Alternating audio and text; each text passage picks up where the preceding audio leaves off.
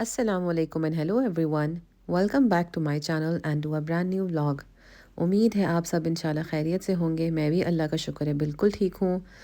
मेरी दुआ है आप सब अपने घरों में खुश और महफूज रहें। अल्लाह ताला आप सब की जायज़ मुरादें कबूल करें और सारी तकलीफ़ें परेशानियाँ खैर और आफ़ियत के साथ दूर करें। आमीन सुम्मा आमीन। तो आइए चलिए फिर स्टार्ट करते हैं आज का व्लॉग। टाइटल से तो आप लोग समझ ही गए होंगे कि किस चीज़ पर व्लॉग है। तो मैंने अपनी छोटी नंद को इनवाइट किया था डिनर पे और साथ ही एक और फैमिली है उनको भी हमने साथ ही इनवाइट कर लिया था। और इस व्लॉग में मैं आप लोगों से वो तमाम रेसिपी शेयर करूँगी जो मैंने बनाई थी दावत में, जो डिशेस थी वो। और फिर थोड़ी बहुत तो जो प्रिपरेशन मैं करती हूँ एक दिन पहले, और कुछ टिप्स जो मेरी अपनी हैं उनको भी मैं आप लोगों के साथ साथ साथ शेयर करती रहूँगी। तो सबसे पहले मैंने तैयारी शुरू कर दी थी, एक दिन पहले ही मैंने सारी कुकिंग शुरू कर दी थी। तो यहाँ पे मैं बिरयानी के लिए प्याज कट कर रही थी। तो यहाँ पे मैंने एटलीस्ट हाफ़ कप ऑयल था, तो उसमें मैंने 2 दरमियानी प्याज डाली थी बारीक कट करके। और बिरयानी मैं बीफ की बना रही थी, बोनलेस बीफ की। तो अच्छा, वैसे मुझे लगता है कि बीफ का जो गोश्त है, मतलब जो सॉरी जो बीफ होता है वो पक के काफ़ी हार्ड हो जाता है। तो मैंने सोचा इस दफ़ा इसको क्यों ना पाउंड करके मैं इसकी कुकिंग करूं। तो आप यकीन करें बहुत सॉफ्ट इसकी जो बोटियां थी हो गई थी और बहुत अच्छे से गल गई थी। तो इससे पाउंड करने से ये होता है कि जो इसका रेशा होता है वो देखें इस तरह अलग अलग हो जाता है। तो बहुत जल्दी भी गल जाता है और बहुत अच्छी फिर इसकी बोटियाँ रहती हैं। तो यहाँ पे जब प्याज लाल हो गई थी तो मैंने इसमें हरी मिर्चें डाल दी थी पीस के। अच्छा, ये मेरी नन की टिप है, बहुत अच्छी और चटपटी बन जाती है। तो उसने मुझे बड़ी अच्छी टिप बताई थी कि भाभी आप इस तरह बिरयानी में शुरू में ही थोड़ी सी हरी मिर्चें डाल देंगी तो बड़े मज़े की चटपटी बिरयानी बन जाती, जैसे हम कराची वालों को पसंद है। तो यहाँ पे बस फिर मैंने हरी मिर्चें डाल दी थी उसको, और उसके साथ साथ लहसुन के जवे भी डाल दिए थे, क्योंकि बीफ हो या मटन हो यहाँ पे काफ़ी स्मेल आती है। बीफ में तो खैर इतनी नहीं लगती मुझे जितनी यहाँ पे लैम्ब में आती है। तो मैंने फिर भी एहतियातन लहसुन के जवे भी डाल दिए थे।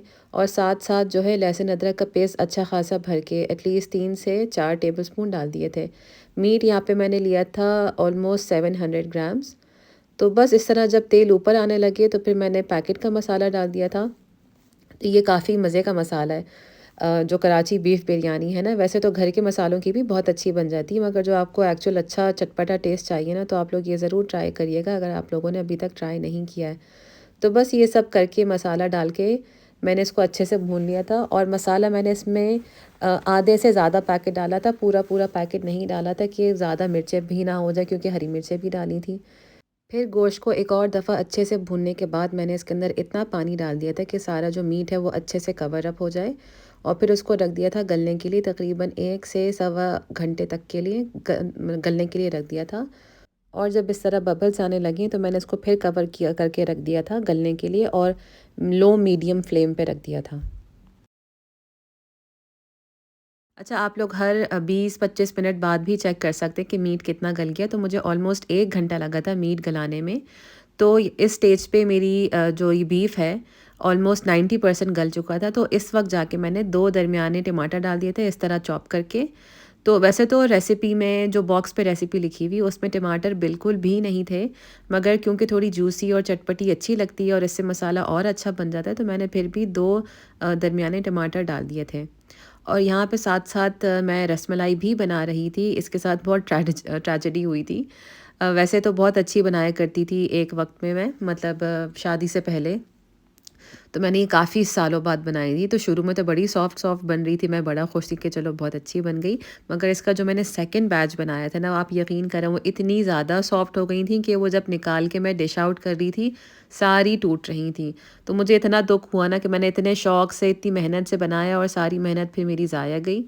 तो ख़ैर फिर जो इसका दूध था, रसमलाई का जो सारा ये था जो आप देख रहे हैं, तो ये अच्छा पक गया था और काफ़ी मज़े का था। तो फिर मेरे हस्बैंड ने सजेस्ट किया कि तुम इसका शीर ख़ोरमा बना लो। तो बस फिर रसमलाई जो सही थी वो हमने खा ली थी नेक्स्ट डे। और फिर इस दूध का और उस पर थोड़ा और दूध ऐड करके फिर मैंने बना लिया था शीर ख़ोरमा। आप यहाँ पे देख सकते हैं बहुत सॉफ्ट और टेंडर थी। ये फ़र्स्ट बैच था, ये फिर भी थोड़ा सही था, मगर सेकंड बैच तो बस समझे सब टूट फूट गया था। तो ये मेरे साथ ट्रेजेडी हुई थी। तो बस फिर यहाँ पे जब बिरयानी का मसाला अच्छे से डन हो गया था, टमाटर सारे गल गए थे, ऑयल ऊपर आ गया था, तो इससे मैंने सिर्फ़ और सिर्फ 3 से 4 चम्मच दही डाला था। अच्छा, पहले मैं दही काफ़ी ज़्यादा डाल दिया करती थी, तो फिर मेरी नंद ने बताया कि चटपटी बिरयानी करने के लिए इसमें दही कम से कम ही रखें। तो बस 2-3 चम्मच ही फिर मैंने दही डाले थे। और किचन में दावत की तैयारियां हों और बर्तनों का तो माशाल्लाह इतना ज़्यादा अंबार लग जाता है ना, तो एक के बाद एक बर्तन इतने ज़्यादा गंदे हो रहे थे कि हर थोड़ी देर में बर्तन धोने पड़ रहे थे। और यहाँ पे फिर मैंने साथ साथ इसकी मैंने रेसिपी रिकॉर्ड नहीं की क्योंकि ज़ाहिर है बहुत सिंपल सी होती है, तो मैंने वही जो रसमलाई का दूध था वही यूटिलाइज़ कर लिया था और काफ़ी मज़े का इससे बन गया था शीर खुरमा। इसमें साथ साथ मैंने थोड़ी सी क्रीम भी डाल दी थी, जो पोरिंग क्रीम यहाँ पे मिलती है यूके में, और साथ साथ थोड़ी सी ज़ाफ़रान और इवेपोरेटेड मिल्क भी डाला था। तो ये 3 नई चीज़ें थी जो मैंने ट्राई की थी और इससे काफ़ी मज़े का क्रीमी शीर खुरमा बन गया था।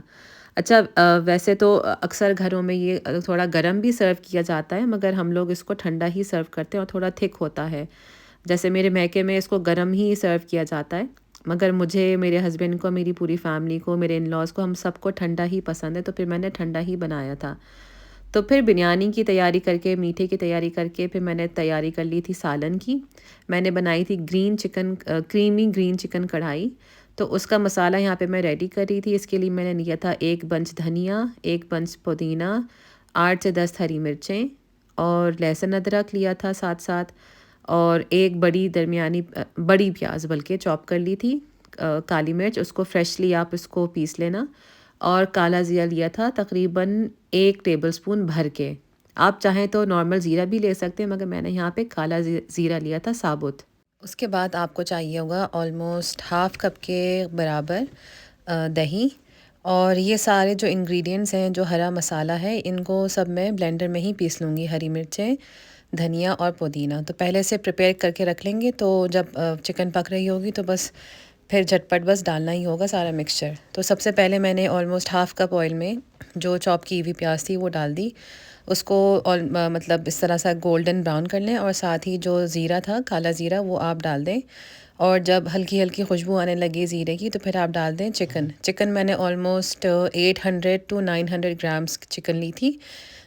आप इसको बोनलेस चिकन के साथ भी बना सकते हैं, मगर जो हड्डी वाली चिकन होती है उसमें ज़्यादा फ्लेवर होता है, तो मैंने इसी के साथ बनाई थी। तो इसको बस आप इसको इतना पकाएं कि इसका ऊपर से कलर चेंज हो जाए और हल्का हल्का ब्राउन होने लगे चिकन। फिर साथ ही में आप डाल दें अपने हिसाब से लहसुन अदरक का पेस्ट। मैंने ऑलमोस्ट 3 टेबलस्पून लहसुन अदरक का पेस्ट डाला था। फिर उसके बाद मैंने 3/4 टेबलस्पून डाल दिया था भुना हुआ ज़ीरे का पाउडर, और उसके बाद मैंने डाल दिए थे 4 टेबलस्पून भर के दही के। फिर इसको बहुत अच्छे से भूनिएगा जब तक कि इसका ऑयल अच्छे से सेपरेट ना हो जाए। बहुत अच्छी सी इसकी भुनाई होनी है अभी स्टार्टिंग में ही। और सारा कहते हैं देसी खानों में तो भुनाई का ही सारा गेम होता है, तो जितनी अच्छी भुनाई होती है उतने ही मज़े के खाने बनते हैं, स्पेशली इस तरह की कढ़ाई टाइप के जो डिशेस होती है ना। फिर जब अच्छे से भुनाई हो जाए, तो ऑयल सेपरेट हो जाए, तो इसमें डाल दें आप काली मिर्च ऑलमोस्ट हाफ़ टी स्पून के करीब, या थोड़ा सा ज़्यादा भी अगर चाहें ज़्यादा भी डाल सकते हैं, क्योंकि इसमें लाल मिर्च या कुछ भी कुटी हुई मिर्च नहीं, सिर्फ हरी मिर्च और काली मिर्च है।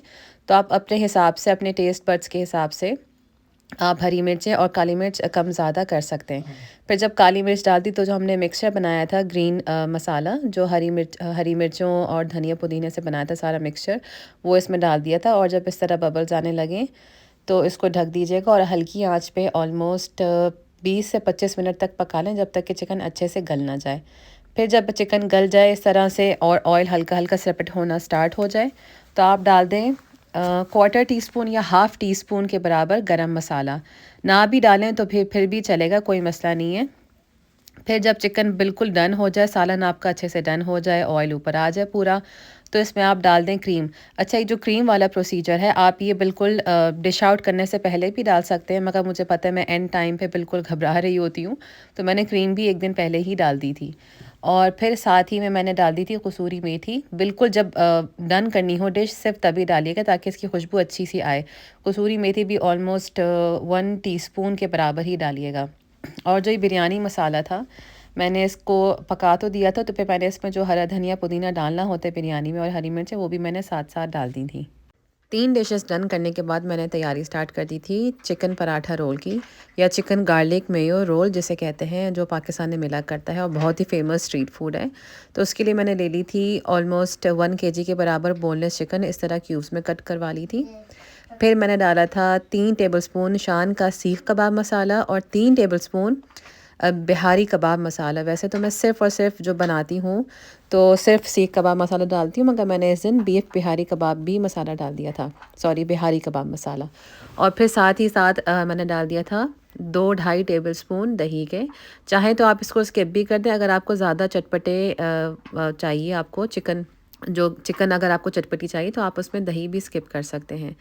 फिर मैंने 2-3 चुटकी डाल दी थी या हाफ़ टी स्पून के बराबर हल्दी। मैंने फूड कलर नहीं डाला था तो उसकी जगह मैंने हल्दी डाल दी थी।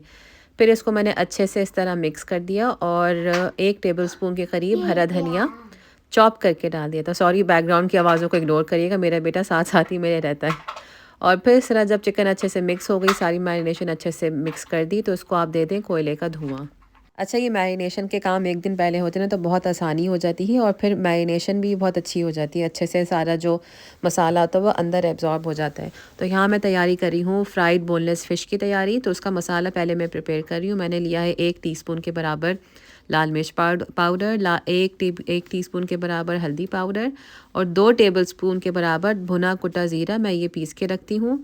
और फिर साथ ही साथ मैंने डाल दिया था शान का फ्राइड फ़िश मसाला, ये आप अंदाज़े से डालें। मैंने 1 डेढ़ टीस्पून डाला था। तो वैसे तो घर के मसाले की भी बहुत मज़े की बनती है, मगर मैंने इस दिन दोनों मतलब पैकेट का भी मसाला डाला था और घर का भी मसाला डाला था। और बहुत, आप यकीन करें, बहुत मज़े की बनती है, बिल्कुल जैसे स्ट्रीट फूड स्टाइल होती है ना, जो पाकिस्तान में मिला करती है, बिल्कुल वैसी ही बनी थी। और साथ ही साथ मैंने डाल दी थी 2 टेबलस्पून भर के हरी मिर्च पीस के।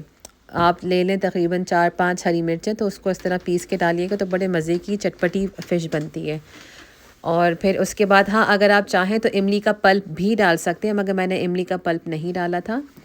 और फिर डाल दिया था मैंने 1 टेबलस्पून के बराबर सिरका। ये वही काम करता है जैसे लहसुन अदरक स्मेल ख़त्म करता है, तो इस तरह सिरका भी वही करता है।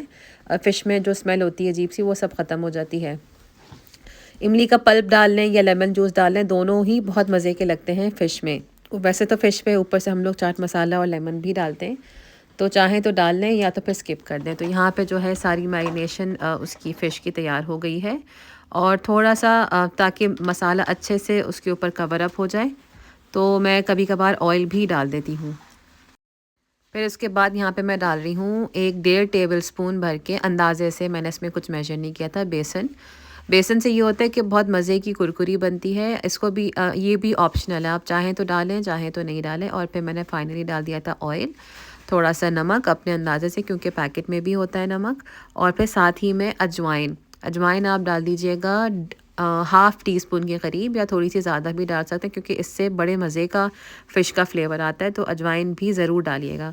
बस फिर जब मैरिनेशन अच्छे से तैयार हो जाए तो मैंने इसको एक दफ़ा टेस्ट कर लिया था फ़िश डालने से पहले कि नमक मिर्च जो भी कम ज़्यादा करना है वो कर देख लिया था, मगर सब कुछ अल्लाह का शुक्र है परफेक्ट था। तो फिर मैंने डाल दी थी फ़िश मैंने बता दिया है 1 से 1.5 kg बोनलेस फ़िश ली थी मैंने, अपनी मर्ज़ी की कोई भी ले सकते हैं। वैसे तो यहाँ पे कुछ ख़ास फ़िश मिलती नहीं है, तो जो भी अवेलेबल होती है हम वही ले लेते हैं। फ्रोज़न ही वैसे ज़्यादातर यहाँ पे मिलती है, मगर मैंने फ्रोज़न तो नहीं ली थी। जो मीट शॉप होती है उनके पास बोनलेस भी रखी हुई थी, तो मेरे हस्बैंड ने वहीं से ले ली थी। फ़िश के बाद बारी आती है गार्लिक मेयो रोल की। जो चटनी है, मतलब गार्लिक मेयो, तो वो मैं यहाँ पे बना रही हूँ। मैंने बेटे के भी बर्तन यूज़ करना शुरू कर दिए थे, क्योंकि सारे जो है गंदे हो रहे थे। तो इसके लिए मैंने ले लिया था ऑलमोस्ट हाफ़ बल्ब जो होता है लहसुन का, वो ले लिया था, उसको अच्छे से पीस लिया था। फ्रेश लीजिएगा तो वो ही ज़्यादा मज़े का बनता है। फिर साथ साथ जो इसमें डालेंगे 3 इंग्रेडिएंट्स, मतलब मेयो, क्रीम और दही। दही आप कोशिश करें ज़्यादा लें, क्योंकि अगर मेयो की क्वांटिटी ज़्यादा होगी तो काफ़ी हैवी इसका सॉस या चटनी कह लें बनती है। तो मैं दही हमेशा ज़्यादा लेती हूँ। तो दही मैंने ऑलमोस्ट पूरा 1 कप नहीं, 1 कप से थोड़ा सा कम दही लिया था मैंने। साथ ही साथ मैंने ले लिया था ऑलमोस्ट हाफ़ कप के करीब क्रीम। थिक क्रीम हो, पोरिंग क्रीम हो, कोई भी यूज़ कर सकते हैं। और फिर एक अच्छी क्वालिटी का मेयो से आप यकीन करें बहुत फ़र्क पड़ता है। अगर नॉर्मल सा कोई आम सा मेयो हो तो इतना मज़े का टेस्ट नहीं आता। तो मेयो और दही की क्वांटिटी ऑलमोस्ट सेम ही रखें, या चाहें तो कम ज़्यादा कर सकते हैं। इसमें कोई नमक नहीं जाएगा। नमक की जगह मैं सिर्फ लेमन जूस डालती हूँ और थोड़ी सी चुटकी भर लाल मिर्च। बस इसको अच्छे से आप फिर मिक्स कर लीजिएगा और फिर सॉस आपका रेडी है। और आप यकीन करें, जैसे पाकिस्तान में जो गार्लिक मेयो में डिप डली होती है, बिल्कुल एग्जैक्टली वैसा ही टेस्ट आता है।